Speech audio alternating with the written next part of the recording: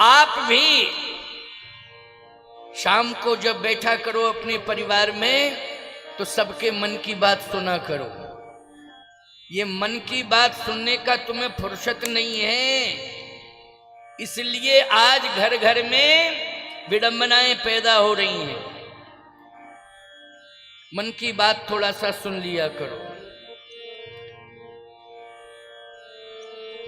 बहू ससुर के सामने नहीं जा सकती है, अपने मन की बात नहीं कह सकती है, तो सास से तो कह सकती है। क्यों भाई, कह सकती है कि नहीं सास से अपने मन की बात? अच्छा, बहू के मन की बात सास बोलो अपने पति से सुना सकती कि नहीं सुना सकती? मन को सुधारना है और ऐसी मन की बात कहा करो कि जिस बात में निर्मलता हो। कोई मनोमालिन्य नहीं होना चाहिए, मैल नहीं होना चाहिए, मन निर्मल होना चाहिए। पुत्र के मन में अगर मनोमालिन्य है तो पिता का धर्म कहता उसके मन को समझे, उसके मैल को दूर करे। शिष्य के मन में अगर मनोमालिन्य है तो गुरु का धर्म कहता है कि उपदेश के द्वारा शिष्य के मन के मैल को साफ कर दे। बोलो, ये गुरु का धर्म कहता कि नहीं कहता? गुरु का ये धर्म कहता है, पिता का ये धर्म कहता है, सास का ये धर्म कहता है। अपने अपने धर्म को समझ लो। आज मन की मलिनता के कारण ही मतभेद हो रहे हैं। ये मनभेद बहुत खतरनाक है। संतुलन बनाने की जरूरत है। आज मानसिकताएं जो दूषित होती जा रही हैं उसका मूल कारण यह है संवादहीनता। संवाद करिए आप अपने परिवार में, रोज संवाद करिए। क्या करिए? संवाद। लेकिन शाम को जब लौट के आते हो तो विवाद सुनाई देता है, संवाद कम, विवाद सुनाई देता है। बोलो, देता है कि नहीं? नहीं नहीं, संवाद करना है। ये संवादहीनता के कारण ही विरोध पनपता जा रहा है, बुराइयां बढ़ती चली जा रही हैं और परिवार टूटता जा रहा है, रूठता जा रहा है। इसलिए संवाद को बढ़ाइए। बोलो, आज महात्मा और जीवात्मा के बीच में संवाद चल रहा है कि नहीं चल रहा है? और इस संवाद में कितनी बड़ी ताकत है कि एक संत बोल रहा है, वो हजारों हजार सुन रहे हैं एक साथ बैठ करके। बोलो, संवाद में कितनी बड़ी ताकत है, कितनी बड़ी ताकत है संवाद में। लेकिन जब विवाद होने लगेगा तो कोई किसी की सुनेगा नहीं।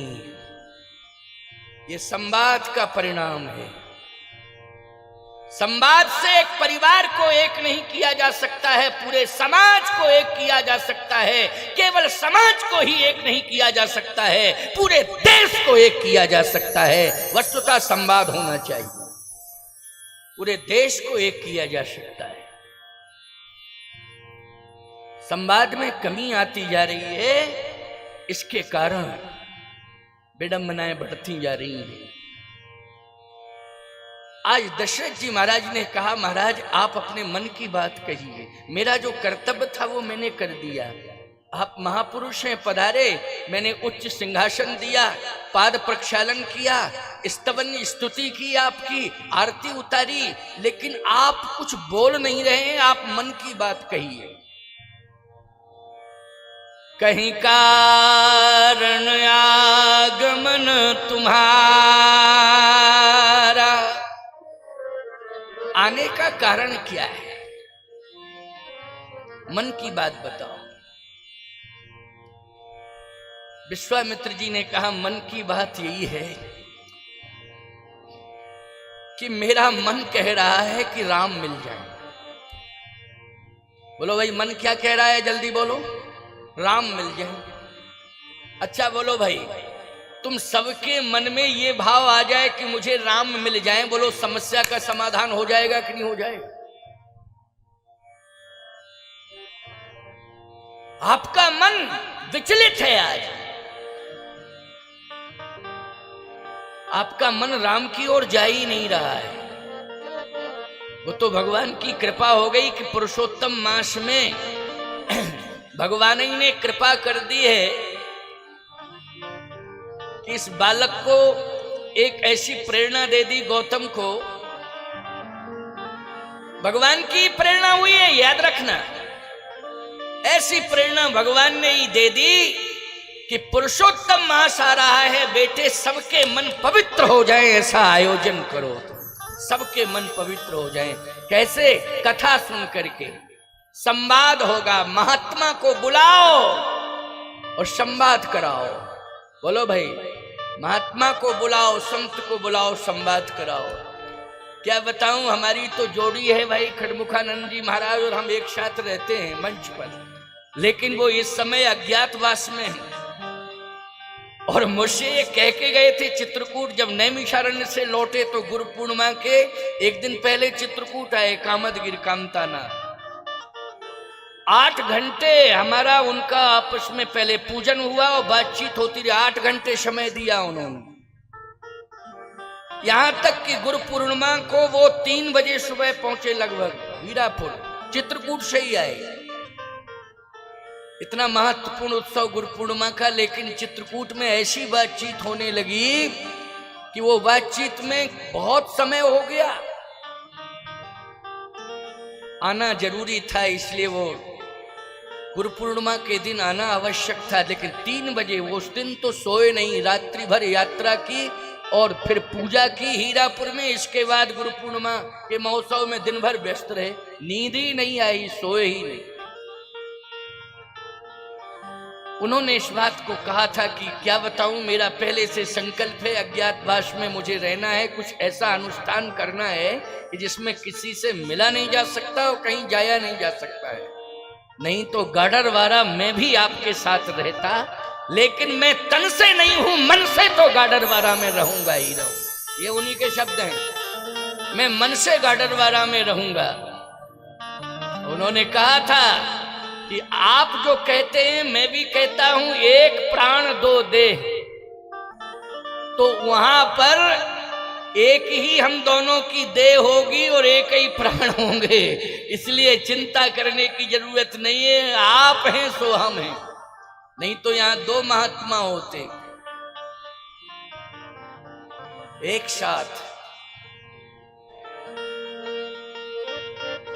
बोलिए हीरापुर वाले स्वामी जी महाराज की जय, राजराजेश्वरी माता की जय, नर्मदा माता की जय, गंगा माता की जय। प्यारे, ये भगवत प्रेरणा से हुआ है आयोजन, ये कोई बुद्धि नहीं लगाई गई है इसमें कोई बहुत प्रयास नहीं है, भगवत प्रेरणा हुई है। भगवत प्रेरणा होती रही, वैसा ही व्यवस्थापन होता रहा, वैसा ही सिस्टम बनता चला गया भगवत प्रेरणा से। अधिक मास पुरुषोत्तम मास में, इसलिए आज संवाद हो रहा है। और ये जो सूत्र में कथा के माध्यम से आज सबको दे रहा हूं, ये सूत्र अपने हृदय में हृदयस्थ रखना और इन सूत्रों को समय समय पर प्रयोग में लाना, अपने परिवार को संभालने और सुधारने के लिए। मन की बात में विश्वामित्र जी महाराज ने एक ही बात कही कि मुझे राम चाहिए, ये मेरा मन कह रहा है। दशरथ जी ने कहा, महाराज मेरे भी मन की बात सुन लो। आपने अपने मन की कह दी, अब मेरे भी मन की बात सुन। विश्वामित्र जी ने मन की बात में क्या कहा कि मुझे क्या चाहिए? राम चाहिए। दशरथ जी बोले, मेरे मन की बात भी सुन लो। चौथे पर पाए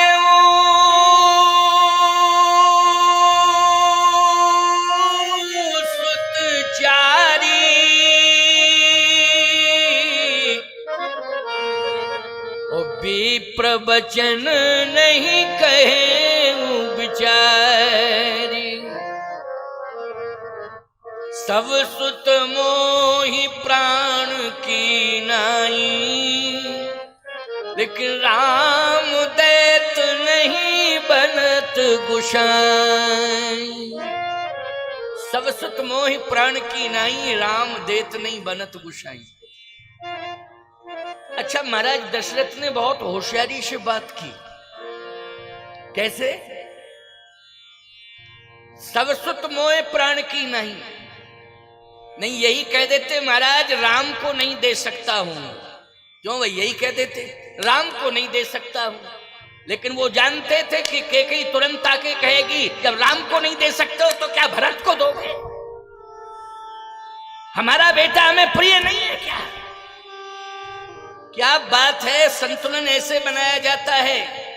पहली बात तो यही है कि एक पत्नी हो तो संतुलन बनाने में कितनी बड़ी समस्या खड़ी होती। क्यों? तुम लोग जानते हो इस बात को, हमें तो कोई अनुभव है ही नहीं।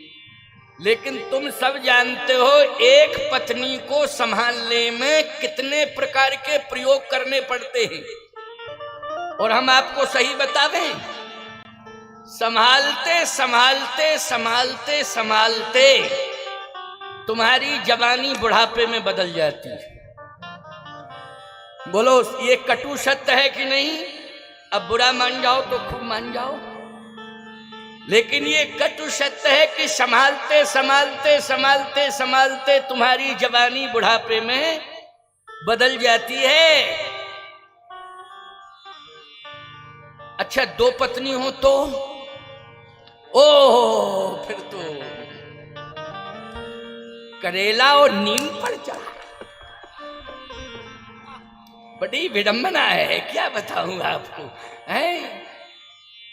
इसलिए भगवान राम ने सिस्टम चेंज कर दिया। राजतंत्र की परंपरा में एक नारी व्रत का संकल्प लिया। बोलो लिया कि नहीं लिया? भगवान राम ने सिस्टम चेंज कर दिया।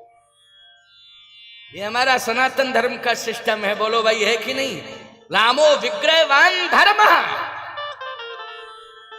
साक्षात धर्म है भगवान राम। धर्म की प्रतिमूर्ति है प्रभु राम। वाल्मीकि रामायण में वर्णन आता है रामो विग्रहवान धर्म। धर्म ने आदेश दिया है एक नारी व्रती होना है। लेकिन यहां अयोध्या में तो 3 पत्नियां हैं। बोलो 3 महारानियां हैं कि नहीं? 3 महारानियां हैं। संतुलन धन्य है महाराज दशरथ। संतुलन बनाने में बुद्धि का प्रयोग किया जाता है। बोलो लाठी डंडे से कभी संतुलन नहीं बनता है, याद रखना। परिवार का संतुलन, चाहे पत्नी का संतुलन बनाओ, चाहे बच्चों में संतुलन बनाओ, बुद्धि से बनाओ, लाठी डंडे से मत बनाना। ये भूल मत करना। हाँ याद रखना, ये मूर्खों का काम है जो लाठी डंडे से संतुलन बनाते हैं। बुद्धि से संतुलन बनाना है। किससे बनाना है? बुद्धि से। महाराज श्री दशरथ जैसा बुद्धिमान कौन होगा प्यारे? आप कहो महाराज फिर संतुलन तो बिगड़ा बाद में। याद रखना दशरथ जी ने नहीं बिगाड़ा, ये तो श्रवण कुमार के माता पिता ने श्राप दे दिया था, इसलिए वो सिस्टम फेल हुआ। क्यों भाई? हुआ कि नहीं हुआ? ये दशरथ जी के कारण, कैकेयी के कारण भी नहीं बिगड़ा, ये तो श्राप के कारण बिगड़ा। तो आपको महाराज श्री दशरथ विचार करते क्यों बाण मार दिया? बिना सोचे समझे बाण क्यों मार दिया? श्रवण के प्राण चले गए, इतनी बड़ी घटना घट गई। बाण चलाने की जरूरत थी, लेकिन विचार पूर्वक बाण चलाना चाहिए था। बाण ऐसा चलाया कि प्राण ही चले गए श्रवण कुमार के। बाद में पछताते रहे, रोते रहे। याद रखना, जाही विधि राखे राम ताही विधि रही। बोलो भाई, प्रत्येक प्राणी के मृत्यु की विधि पहले से ही तैयार है कि नहीं? विधि तुम बना रहे हो, कौन बना रहा है? पहले से ही मृत्यु की विधि तैयार है कि इस विधि से मौत होगी। क्यों भाई? इस विधि से मौत होगी, वो विधि पहले से तैयार है।